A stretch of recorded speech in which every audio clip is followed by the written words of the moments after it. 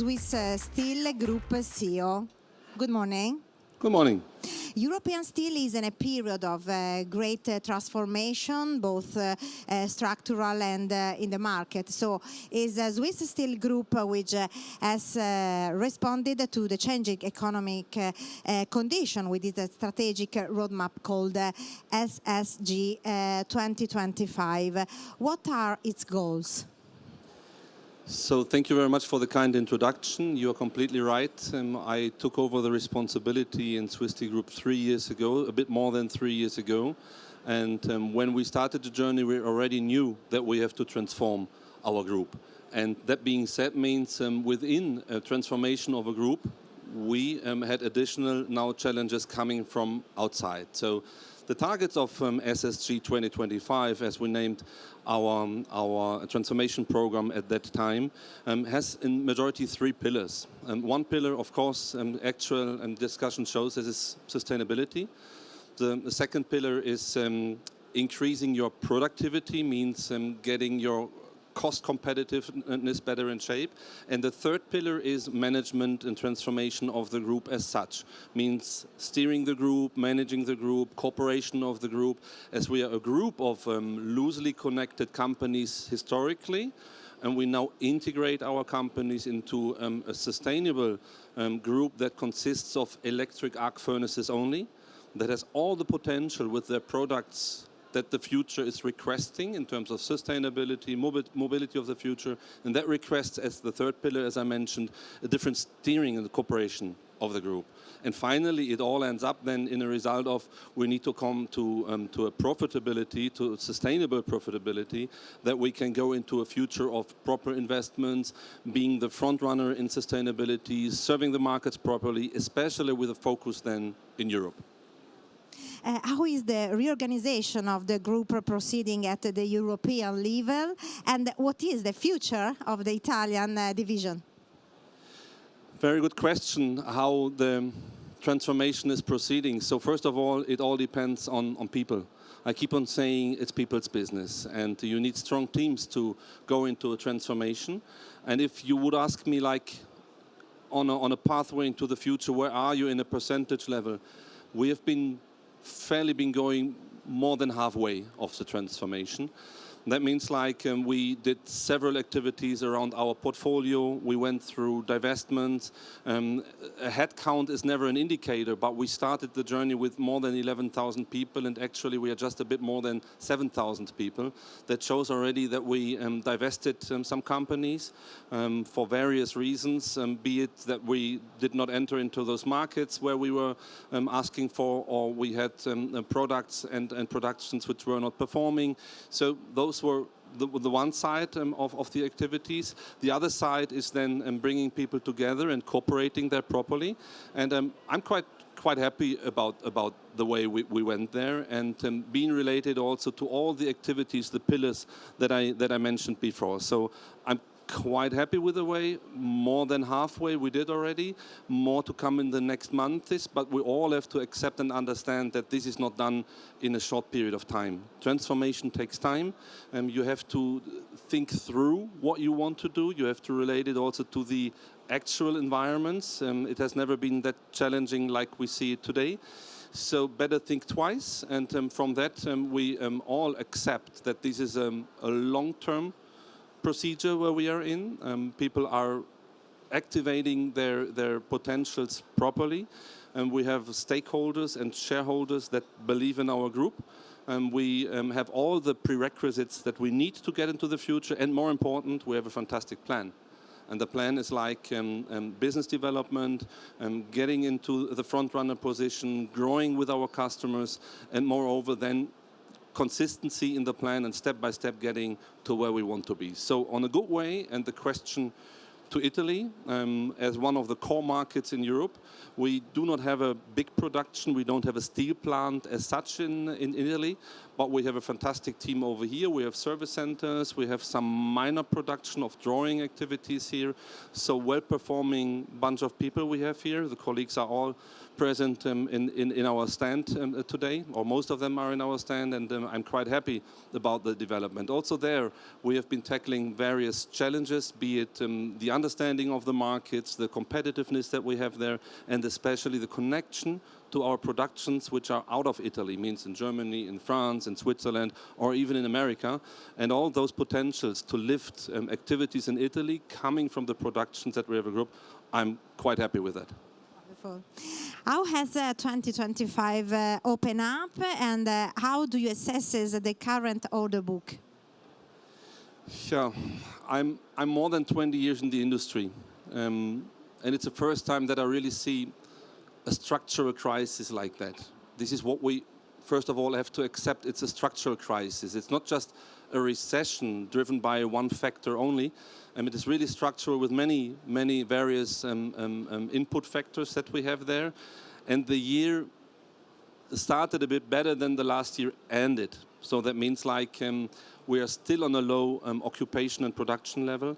Markets are still backholding. There is a huge uncertainty in the markets because our products heavily relate on investment, on production, on consumption of various industries behind it, be it the automotive industry, be it the machinery industry, be it medical, be it aircraft. So all those industries are behind or in front of our, wherever you look from, our steel productions. It started decently. So I think we went through the deepest point of the recession, but still it is the third year of a remaining recession, and the way out will not be easy. As I said just in the beginning, it's a structural topic that we have there. So Europe needs to change in terms of production, in terms of connection of various production chains that we have there. So it didn't start too well. We improved, yes, and the question about the order book is, of course, depending also on how you look at really a production volume and what is really product related and what is maybe just driven by a bullwhip effect, just inventory. So if you ask me if I would be happy with the situation, of course not. There is a long way to get back where we came from, but we have seen the deepest point, and structurally it is improving step by step. How are your three main divisions performing, and are there noticeable differences in the main levels of the respective user sectors? Yeah, for sure. In good years, you may always say like we have three product groups or divisions: stainless steel, engineering steel, and tool steel. Diversification helps a lot, but can also be a burden. So that means like we have to really serve various markets and various applications behind it.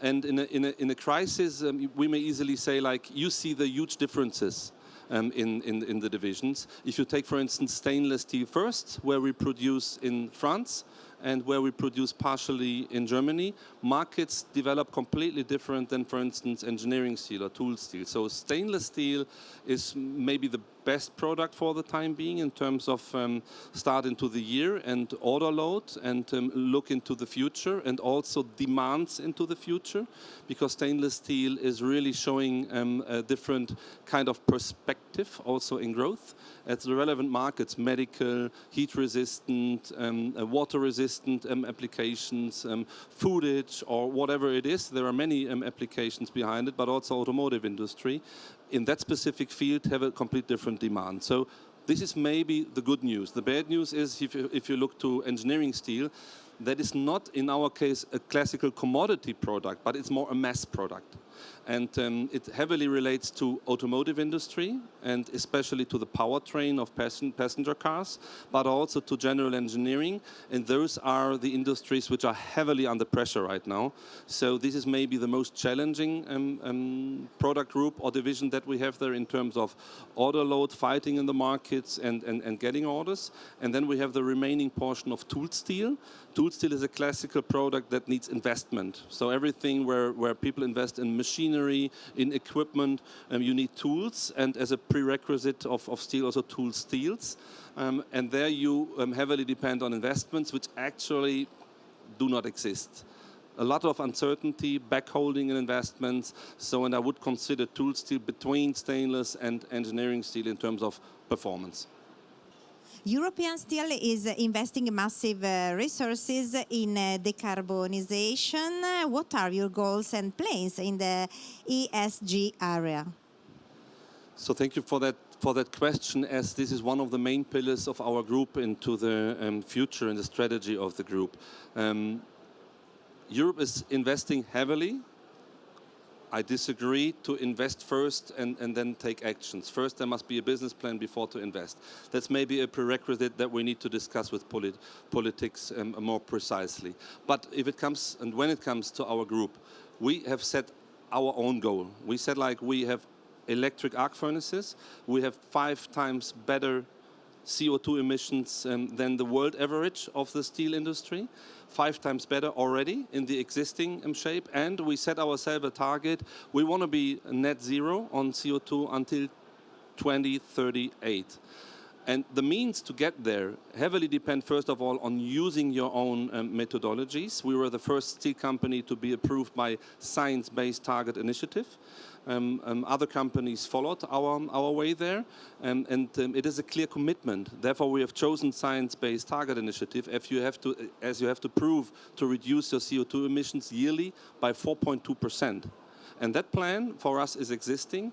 We work on that. We do that year on year. We have a clear pathway. We, in the first steps, in the first 5 years, are not requesting heavy investments. We are recycling. We are using the right energy. We are going for renewable energy. We are discussing, of course, with the markets about the pricing of the energy.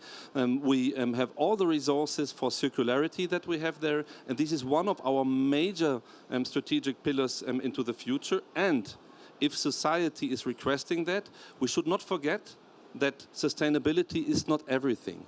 I always say, like, you have to keep the balance between ecology and economy. And that means we have chosen that way because we also have to improve economy. And therefore, we have to rethink the way into the future in terms of sustainability. We may be a leading example of how that can be done without investment of billions in our relevant field. But at the end of the story, it is then a way where also on the last steps into 2038, we will also have to invest. But we call ourselves the front runner, maybe the greenest and most sustainable steel producer in all the fields that I was describing before. And this is also one of the ways how we will attract in future our customers, and do not forget economy beside ecology. Thank you very much. Much welcome.